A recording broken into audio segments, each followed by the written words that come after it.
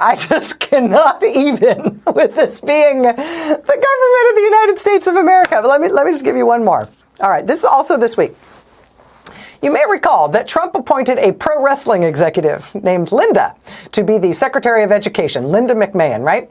Turned out to be a weird job because both she and Donald Trump say that her job as Secretary of Education is to shut down the Department of Education. Kind of a strange job. Still, though, Linda McMahon, Trump's education secretary, found time in her busy schedule to go to a conference this week, a conference on artificial intelligence and American education. It's a whole conference about AI. Artificial intelligence, AI. That's what we call it, right? AI. There are a couple of different words I use to describe how historically bad this Trump administration is. I say they're the dumbest administration, the most dangerous, certainly, but also the most disturbing, both publicly and behind the scenes. And we gotta look into the behind the scenes of Donald Trump and his administration, and a video that's going mega viral right now for just how uncomfortable it will make you feel about not only the people surrounding Donald Trump, but his own mental state. And we are going to get into all of that. But before we do, if I could quickly ask you to leave a like on this video, and if you haven't already and you enjoy our channel, to hit that subscribe button. It goes a long way. And it really does mean a lot to me. Now, this video that we are going to check out was defended in a really strange way by a panicked Carolyn Levitt. We're going to check that out, but it only feels right to get the context with this clip of her on Fox right here. That as a result of the president saying it's either going to be free or fair trade or reciprocal tariffs, they all want to come to the table. They all want a deal, and I'm told that deal number one is close to being finished. Is that true? Mm-hmm. It is true. We believe that there could be several deals very soon. More than 75 countries have reached out to the administration. More than 15 offers are on the table. And the president's trade team and the president himself are working very hard to negotiate tailor-made trade deals with every country that has reached out. No other president has had the courage to fully use the leverage of the United States of America, not just our economic might, but our military and national security might as well. And, you know, I was asked an interesting question earlier this week by a reporter at Fake News CNN. She said at the premise of her question, you know, Caroline, the whole world is on notice because of what President Trump is doing. And I said to her, that's exactly the point. The world is on notice. The world is finally realizing that under this president, the United States of America is not going to be taken advantage of. The defense of the indefensible that is Carolyn Levitt's job in pretending like tariffs are some sort of success when all we have seen is trillions of dollars of value whip out of the stock market as the American economy continues to implode. Consumer confidence is falling. The only success that you can claim tariffs have had is a small bump in the market that didn't recover all of its value, but that's only because Donald Trump said he was turning the tariffs off. So it just goes to show how bad they actually are, especially when Carolyn Levitt is trying to push forward this idea that somehow people want to make deals which they don't. There's been no public indication of that, but Carolyn Levitt's still trying to pretend like there is.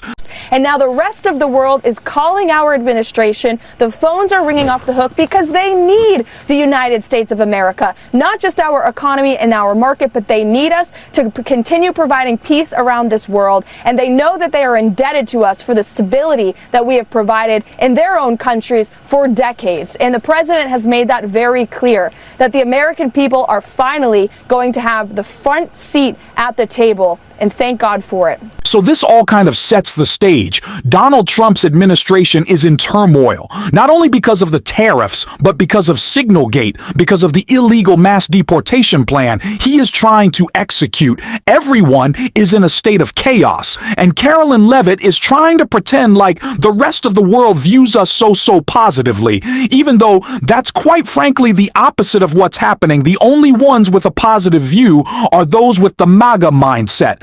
And in the cult of Donald Trump, and the closest members of those cult are, of course, his cabinet. And it is that cabinet that produced this disturbing video that Carolyn Levitt tried to defend. His cabinet. Under your leadership, we are going to revitalize and make shipbuilding and maritime great again. At the Trump EPA, we're going to make it proud. The honor and respect we have for each other is a reflection of you and your leadership. Thanks to your leadership. You were overwhelmingly elected by the biggest majority. Well, Mr. President, thank you for your leadership at the border. Thanks to your fantastic leadership. So the American worker is grateful. Main Street is grateful for you. It is just so strange. And that is why that video is blowing up, because the way they kiss his ass is just so uncomfortable. And it also goes to show how badly Donald Trump needs approval all the time, and that is what is dictating the whims of his presidency and thus our entire country. We know that Donald Trump isn't doing art of the deal. Tariffs is looking at the market, both the stock market and the bonds market.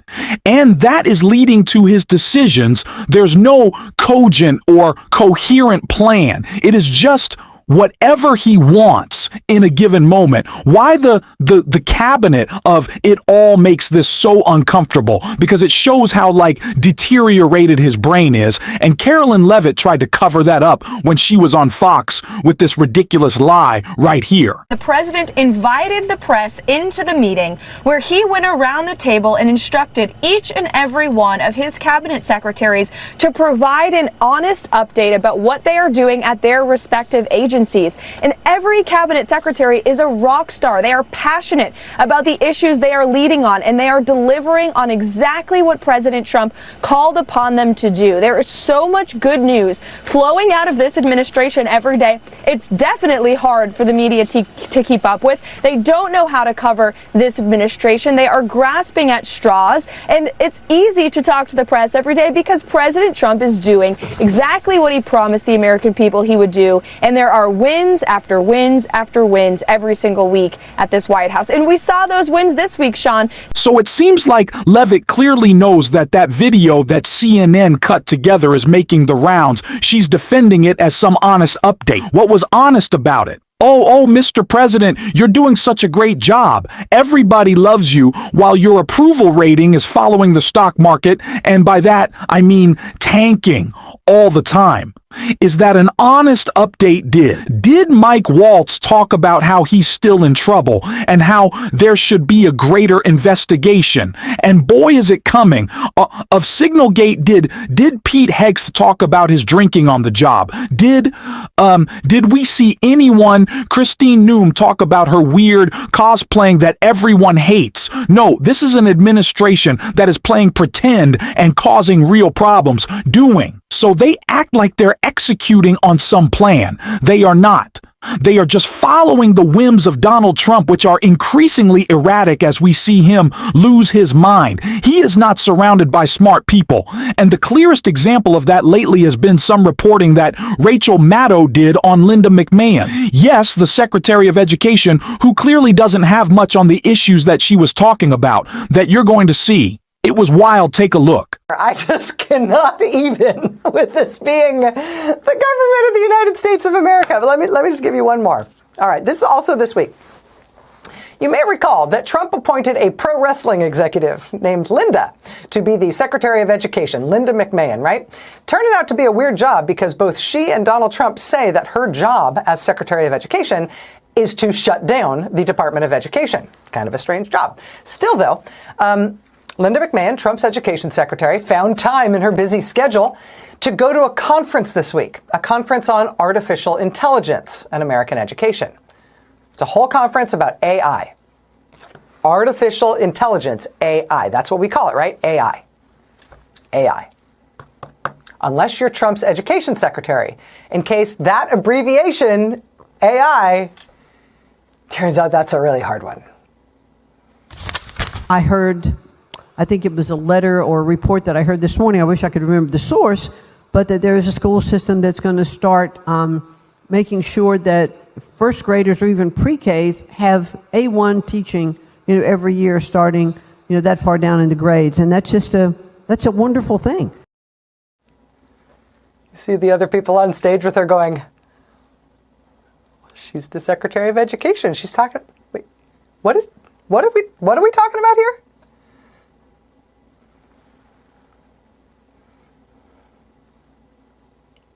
sure that first graders or even pre-Ks have A1 teaching, every year starting, that far down in the grades. And that's a wonderful thing.